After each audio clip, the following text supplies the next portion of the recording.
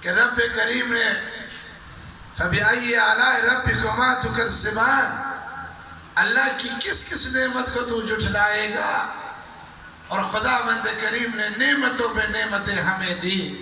اور میں اپنی مجلسوں میں یہ بات کہا کرتا ہوں، خدا نے جس ساری نعمت کو ایک ہستی میں جمع کر دی ہے، اس ہستی کا نام علی ابن ابی طالب ہے.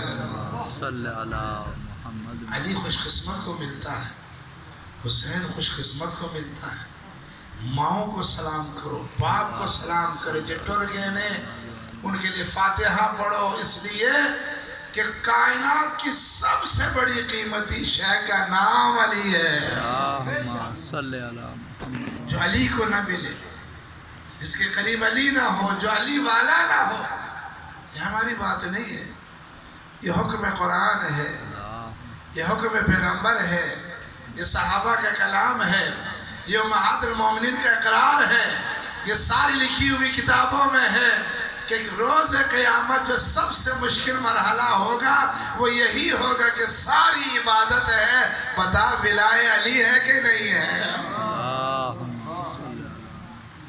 آج پہلی مجلس میں چونکہ روز جمعہ بھی ہے، میں اور آپ خوش قسمت ہیں. گو ہم بڑے پریشانی کے دور میں ہیں، اسی بڑے پریشان ہیں.